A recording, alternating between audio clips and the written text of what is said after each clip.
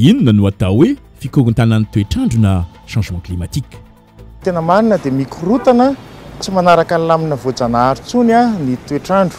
Ohatra hoe misy oram-be mirotsaka amin'ny fotoana fohy loatra, ny hafanana mihoatra noho ny tokony ho izy, ny rivo-doza mihamafy dia vokatr'izay mitarika fampitehana ary koa miova matetika ny lalan'ny rivo-doza izay mikisaka hatrany mianavaratra isa-taona. Manarak'izay araka ny teneniko teo hoe mety miova ny rotsakorana fa mety milava be ihany koa ny haintany vokatr'le fikorontanan'ny toetr'andro. Tsy voatery hitovy anefa ny fikorontanana isa-taona. Mety mahita oram-be ohatra sy tondra-drano amin'ny volana janoary amin'ity taona ity ohatra, nefa mety lasa ririnina tapika izy afaka dinina iny taona. Inona no mahatonga ny fikorontanan'ny toetr'andro? Ny tena mahatonga azy dia ny fandotonan'ny rivotra zany amin'ny alalan'ireo fantatsika hoe gaz à effet de serre na hoe entona zany migejana hafanana. Izay zany tena mahatonga an'ilay fiovaovana avy amin'ny fiara ireo, avy amin'ny indostria maventy nefa mety koa avy amin'ny fandorana sy fanapotehana ny ala.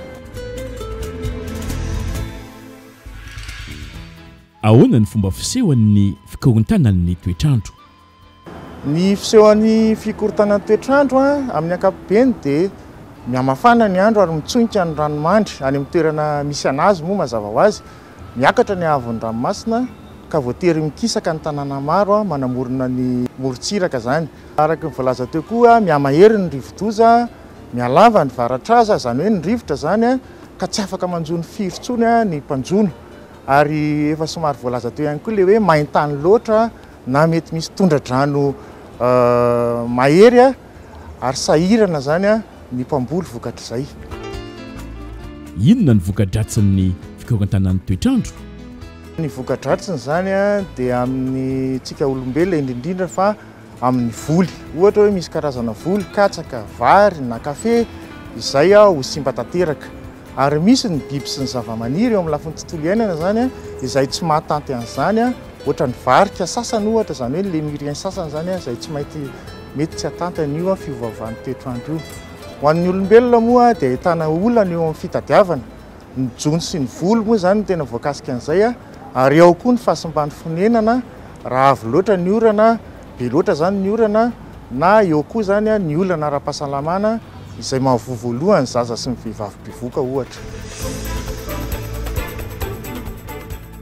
Inona ny vahaolana tokony ho raisitsika mba hiadina amin'ny fikorontanan'ny toetr'andro?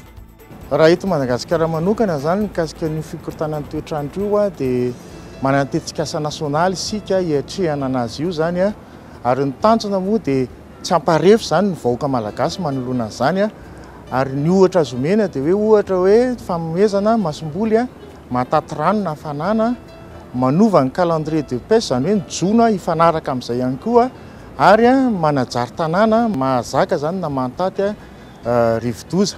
Ny olana moa amin'izao fotoana izao mila mihatsara zany io tetikasa io. Na zany na tsy zany zavatra misy amin'izao fotoana izao izay zava-dehibe dia ny fananganana ny faritra rovana na hoe ny air protégé amin'izao fotoana izao izay anisan'ny vahaolana tokotrany hiatrehana zany an'io fikorontanan'ny toetr'andro io. Satria ny air protégé raha tsy resaka fa tsy ny ala dia manana andraikitra be amin'ny fifohana ohatra n'le gaz à effet de serre ny resahantsika teo.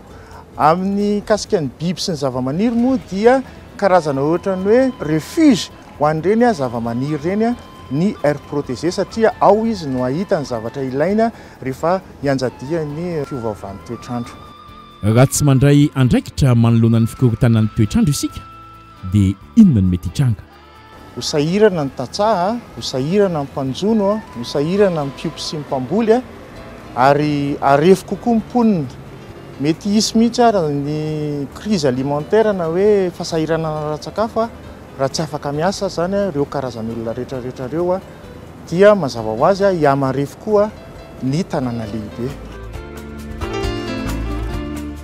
Inona ary ny torohevitra tsara omenao ireo mpijery ny televiziona mahakasika ny ady atao amin'ny fikorontanan'ny toetr'andro? Tsara marihana aloha fa Madagasikara dia tsy firenena mpandoto rivotra be loatra raha mihoatra amin'ny firenena mandroso lehibe ohatrany hoe États-Unis zany Chine. Ireo firenena ireo zany voalohany no tokony hanao ezaka indrindra zany amin'io tsy fandefasana ny gaz à effet de serre be loatra eto ambonin'ny tany. Raha mikasika antsika eto Madagasikara manokana dia ilaina ny manantsara ny fambolena sy fiompiana mba hatohitra zany ny fiovaovany io toetr'andro io.